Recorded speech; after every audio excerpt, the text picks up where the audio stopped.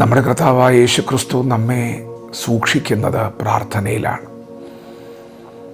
യേശു ഒരിക്കൽ തൻ്റെ ശിഷ്യരോട് പറഞ്ഞു, സാത്താൻ നിങ്ങളെ കോതമ്പ് പോലെ പാറ്റേണ്ടതിന് എന്നോട് അനുവാദം ചോദിച്ചു. നിങ്ങളുടെ വിശ്വാസം പോയി പോകാതിരിപ്പാൻ ഞാൻ നിങ്ങൾക്ക് വേണ്ടി അപേക്ഷിച്ചു. അതെ, ശിഷ്യന്മാരെ തകർക്കുവാൻ ശത്രു വന്നപ്പോൾ യേശു അവരെ സംരക്ഷിച്ചത് പിതാവിനോട് അപേക്ഷിച്ചിട്ടാണ്. നമ്മുടെ കർത്താവായ യേശു ക്രിസ്തു നമ്മെ സൂക്ഷിക്കുന്നത് പ്രാർത്ഥനയിലാണ്. ഇന്ന് പകലും പിതാവിൻ്റെ വലതുഭാഗത്തിരുന്ന് നമുക്കെല്ലാവർക്കും വേണ്ടി യേശു ക്രിസ്തു പക്ഷവാദം ചെയ്യുകയാണ്. പ്രിയപ്പെട്ടവരെ, ഇത് പ്രാർത്ഥനാ സമയമാണ്. നമ്മുടെ രാജ്യം ഇന്ന് പകൽ വലിയ ഭീതിയിലൂടെ, അസമാധാനത്തിലൂടെ കടന്നു പോവുകയാണ്. ഇത് നമ്മുടെ രാജ്യത്തിന് വേണ്ടി പ്രാർത്ഥിക്കേണ്ട, ഉണരേണ്ട സമയമാണ്. നമ്മുടെ രാജ്യത്തിൻ്റെ സുരക്ഷയ്ക്ക് വേണ്ടി അതിർത്തിയിൽ കഠിനാധ്വാനം ചെയ്യുന്ന സൈനികരുണ്ട്. ദൈവം അവരെ ആയുസ്സോടെ, ആരോഗ്യത്തോടെ, ബലത്തോടെ സംരക്ഷിക്കേണ്ടതിന്, നമ്മുടെ രാജ്യത്തെ കാവൽ ചെയ്യുവാൻ ആവശ്യമായ കൃപ നൽകേണ്ടതിന് നമുക്ക് ദൈവത്തോട് പ്രാർത്ഥിക്കാം.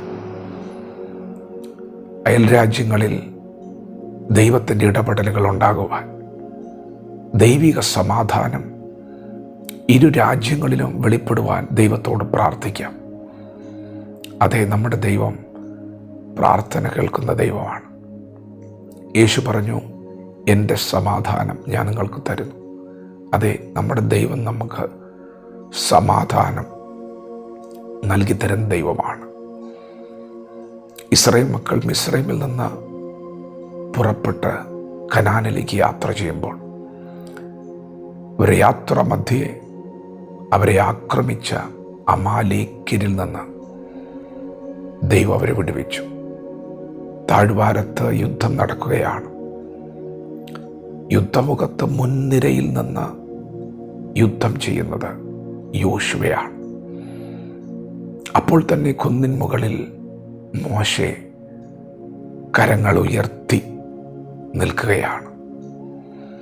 മോശയുടെ കൈ താഴാതിരിപ്പാൻ അഹരോനും ഹൂരും വന്ന കൈ താങ്ങുകയാണ്.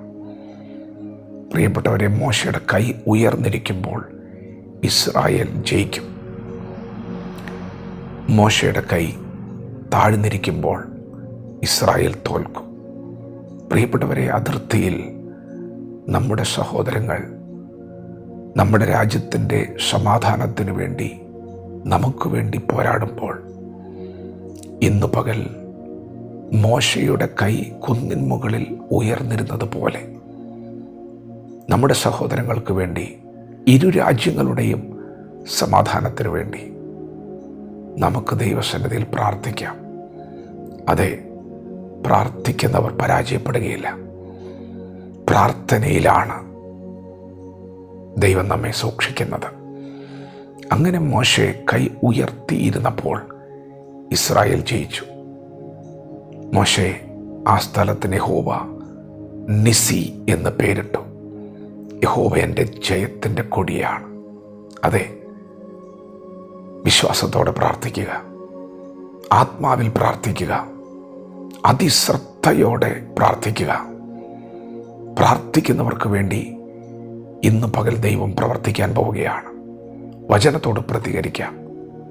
ദൈവം നമ്മെ ഓരോരുത്തരെയും പകൽ അനുഗ്രഹിക്കുമാറാകട്ടെ. ആമേൻ.